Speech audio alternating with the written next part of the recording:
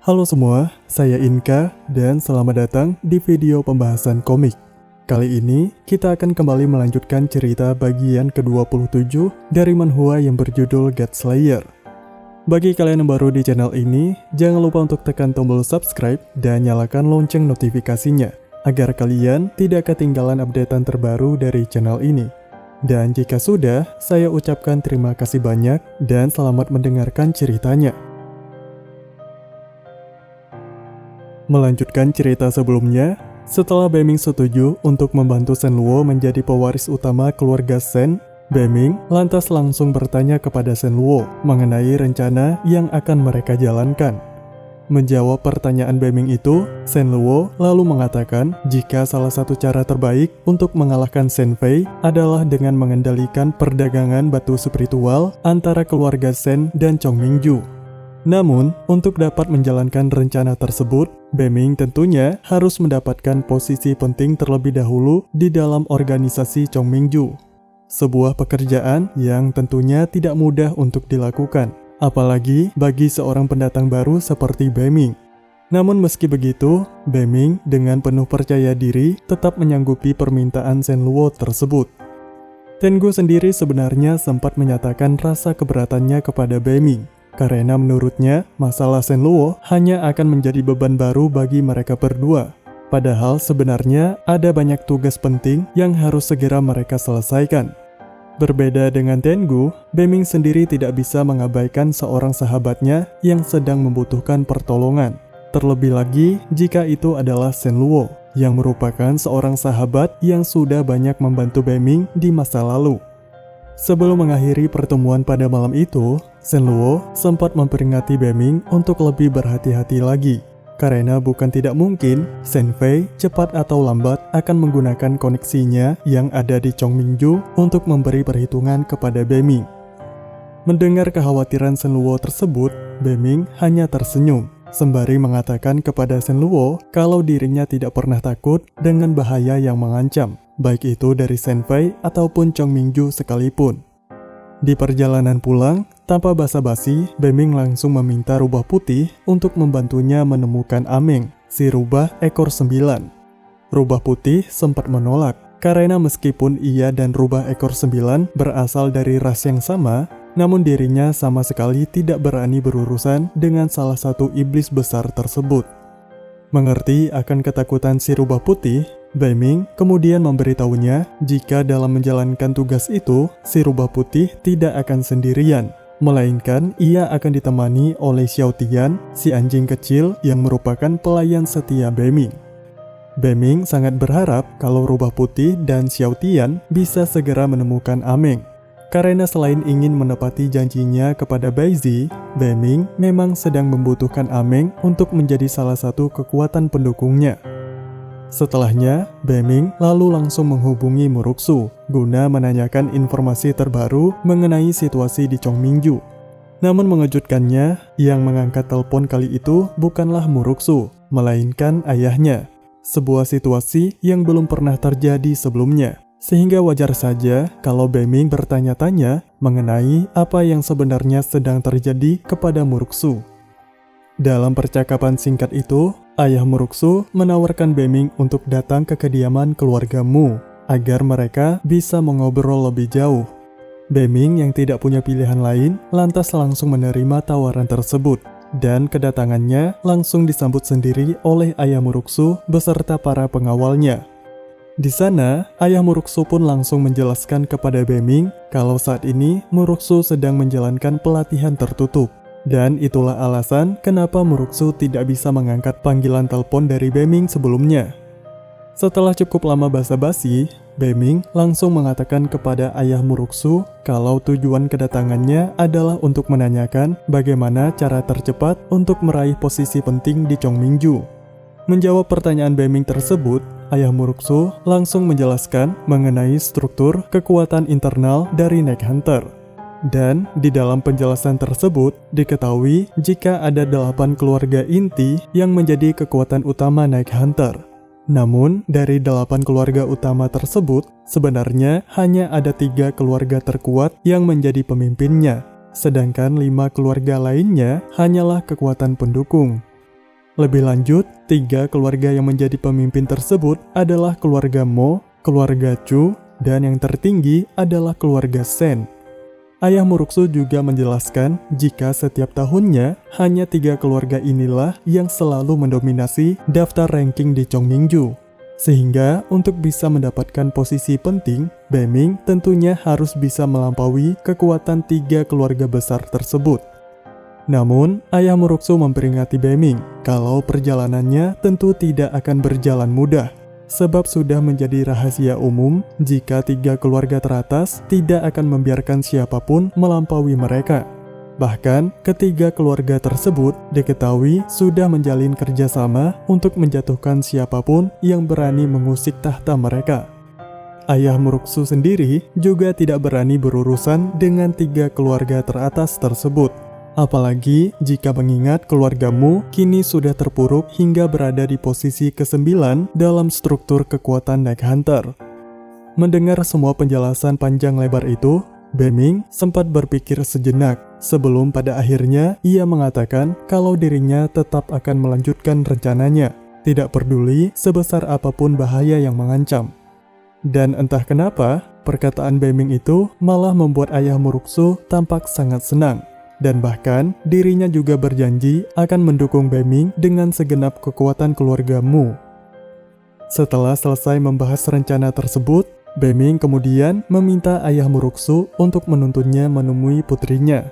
Dengan senang hati, ayah Muruksu pun lantas menuntun Beming menuju pusat pelatihan bawah tanah milik keluarga Mu. Namun, baru juga sampai di sana, Beming tiba-tiba saja merasakan ada sesuatu yang aneh. Sebuah perasaan intimidasi yang sangat tidak mengenakan. Sadar jika ada yang tidak beres dengan Muruksu, tanpa pikir panjang, Beming pun segera menerobos masuk ke dalam ruang pelatihan tersebut.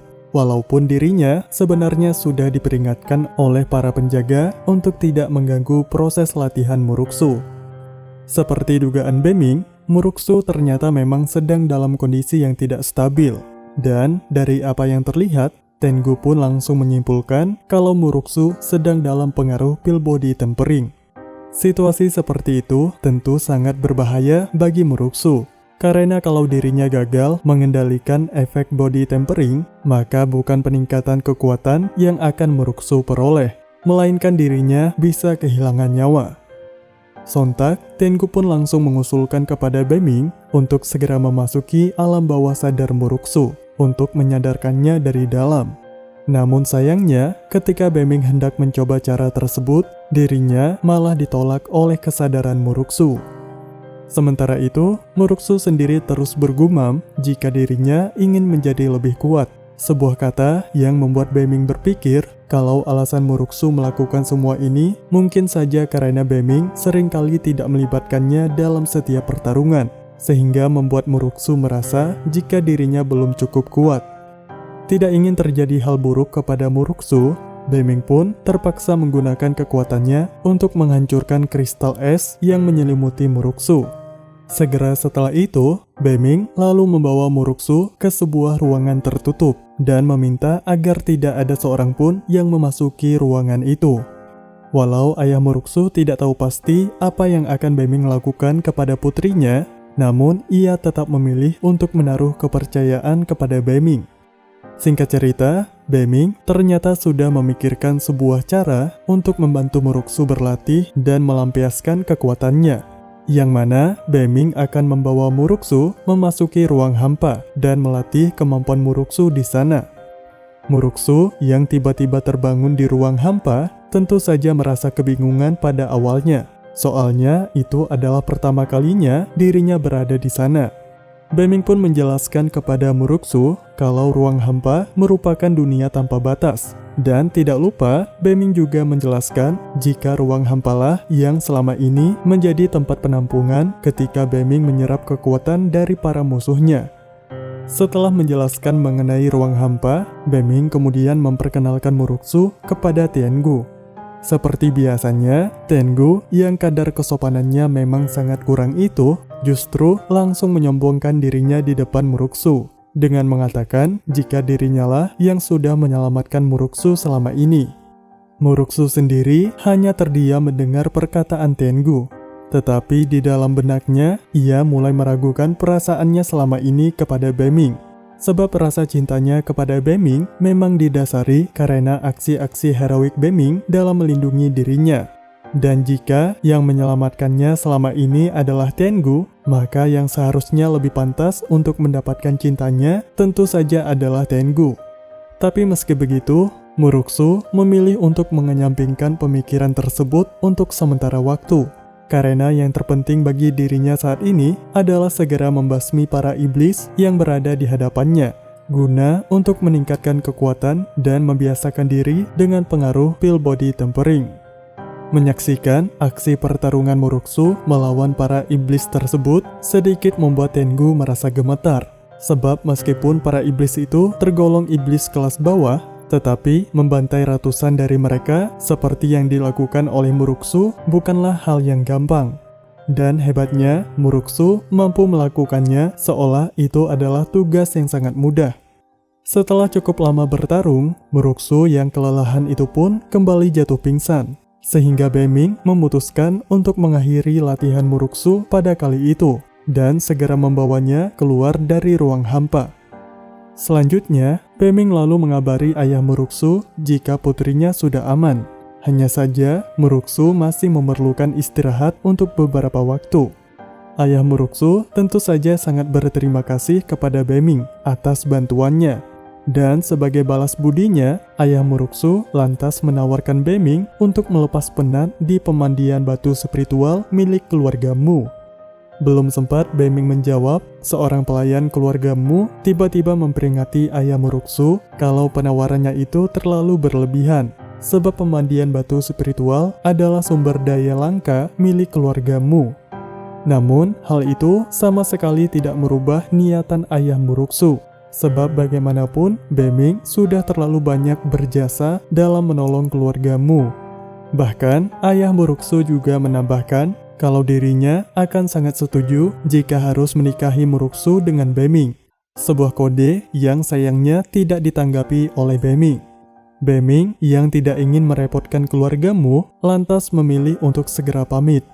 Sekembalinya ke rumah, Bemming begitu terkejut ketika mengetahui jika nilai peringkatnya di Chongmingju justru merosot sangat tajam. Hal itu tidak lain disebabkan karena dirinya sudah cukup lama tidak menyelesaikan misi yang seharusnya dikerjakan oleh seorang hunter. Di saat bersamaan, terlintas pula di benak Bemming mengenai 3 keluarga teratas Chongmingju. Karena seperti yang sudah dijelaskan oleh ayah Muruksu, ketiga keluarga tersebut tidak akan membiarkan siapapun untuk mengusik kekuasaan mereka. Sehingga satu-satunya cara terbaik yang bisa Bemming lakukan untuk menghadapi tekanan ketiga keluarga tersebut adalah dengan mendapatkan dukungan dari 5 keluarga terbawah. Keesokan harinya, Bemming dan Tengu pun kembali masuk ke ruang hampa untuk menanyakan mengenai proses pembuatan pedang pembunuh naga. Dan mengejutkannya, Ganjiang ternyata sudah berhasil menyelesaikan pedang pembunuh naga. Hanya saja, pedang tersebut masih berupa sebuah senjata biasa yang belum memiliki kekuatan spiritual apapun, karena memang pedang itu belum diisi dengan roh pedang. Tanpa menunggu lagi, Bemming kemudian segera memanggil Yushiki untuk memintanya memasuki pedang pembunuh naga. Namun anehnya, berkali-kali Bemming sudah memanggil namanya, tapi Yushiki tetap saja tak kunjung muncul. Setelah mendengar masukan dari Tengu yang menyuruhnya untuk lebih memahami Yushiki, Bemming pun kembali mencoba untuk kedua kalinya. Namun berbeda dari sebelumnya, kini Bemming tidak berusaha memaksa Yushiki untuk memenuhi permintaannya. Bemming justru menyampaikan permintaan maafnya kepada Yushiki, karena selama ini dirinya hanya mengandalkan Yushiki ketika di saat sulit saja, dan tidak pernah berusaha memahami perasaan Yushiki yang sebenarnya sedang kesepian. Ajaibnya, gombalan Bemming tersebut berhasil bekerja pada Yushiki, sampai-sampai membuat Yushiki tersipu malu layaknya seorang gadis yang sedang dilanda perasaan cinta. Singkat cerita, karena Bemming sudah bersikap lembut dan baik kepadanya, tanpa pikir panjang, Yushiki pun segera memasuki pedang pembunuh naga yang seketika membuat ruang hampa berguncang dengan hebat. Bahkan sampai-sampai membuat Tengu sangat ketakutan karena pedang tersebut memiliki kekuatan yang hampir setara dengan senjata Dewa Erlang. Berhubung kini pedang pembunuh naga sudah selesai dibuat, maka pertama-tama Beming akan memenuhi janjinya kepada si kelinci terlebih dahulu, yaitu membantu si kelinci untuk menemukan Dewi Chang'e. Dan pada petualangan kali itu, Beming akan ditemani oleh si kelinci dan juga Xiao Hei. Sementara Ganjiang memilih untuk tetap tinggal dengan alasan untuk menjaga markas mereka. Singkat cerita, Beming dan teman-temannya kemudian sampai di sebuah gunung emas yang sangat menarik perhatian mereka. Dan Tengu lalu menjelaskan kalau gunung yang ada di hadapan mereka itu adalah Gunung Fufu, sebuah gunung yang dipenuhi dengan emas dan batu rubi. Tapi belum sempat mendekat, mereka malah langsung diserang oleh Dewa Ershen yang merupakan dewa penjaga Gunung Fufu. Ershen tentu saja sangat marah kepada Beming, karena Beming sudah berniat ingin mengambil sumber daya berharga di tempat miliknya. Terlebih lagi, Ershen melihat jika Beming datang bersama Tengu, yang sontak membuat niat balas dendam Ershen kepada Tengu pun memuncak. Tanpa menunggu lagi, Ershen pun langsung berusaha menyerang Beming dan Tengu menggunakan kedua ularnya. Tetapi serangan Ershen tersebut berhasil ditepis oleh Beming. Dan justru Beming malah berhasil menghabisi Ershen menggunakan serangan ular miliknya. Namun pertarungan tersebut belum berakhir, karena rupanya Ershen kini kembali bangkit, meskipun sebelumnya tubuhnya sudah hancur karena terkena serangan Beming. Berhubung Ershen tidak bisa dibunuh dengan cara biasa, maka Beming pun berniat untuk menguji pedang pembunuh naga miliknya. Tetapi belum sempat Beming menggunakan pedang tersebut, Ershen sudah lebih dulu menyerah dan mengaku kalah. Sebab dari auranya saja, Ershen sudah merasakan kengerian yang sangat luar biasa. Dan sebagai permintaan maafnya kepada Beming, Ershen lantas memberi hadiah kecil berupa beberapa batang emas. Dan tidak hanya itu saja, Ershen juga mengatakan jika Beming boleh kembali untuk mengambil emas sebanyak apapun yang dirinya inginkan, karena emas di Gunung Fufu tidak akan pernah habis. Hal itu tentu saja sangat menguntungkan bagi Beming, sebab dengan sumber daya baru ini, maka masalah keuangannya akan semakin terbantu. Setelah cukup lama basa-basi, Beming kemudian langsung mengajukan pertanyaan kepada Ershen, yaitu pertanyaan mengenai keberadaan Dewi Chang'e. Ershen awalnya tidak mau memberitahu Beming mengenai keberadaan Dewi Chang'e karena rasa ketakutannya. Namun, berhubung Beming memaksa, maka ia pun memberitahukan kalau Dewi Chang'e sebenarnya sedang ditahan oleh binatang kuno yang bernama Kyongki. Sebuah nama yang membuat Beming sangat terkejut, karena dirinya tidak menyangka jika binatang kuno legendaris tersebut ternyata juga pernah dikalahkan oleh Tengu, sehingga kini berada di ruang hampa. Tengu sendiri menjelaskan kalau alasannya menelan Kyongki sangatlah sederhana, hanya karena Kyongki merebut buruannya. Segera setelah itu, Beming dan teman-temannya kemudian pergi menuju tempat di mana Kyongki menahan Dewi Chang'e. Dan di perjalanan, sekali lagi Beming mencoba bertanya kepada Tengu mengenai seberapa banyak dewa dan iblis yang sudah dirinya telan, sehingga Beming bisa memperkirakan rintangan yang akan mereka hadapi.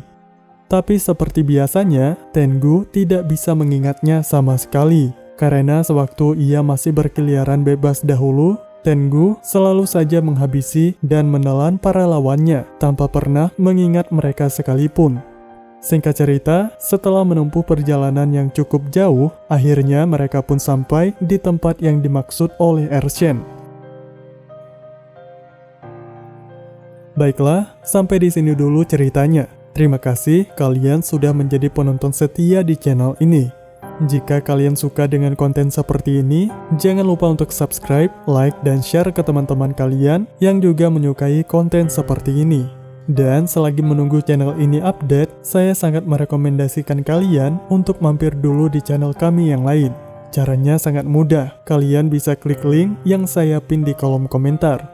Saya Inka dan sampai ketemu di alur cerita selanjutnya.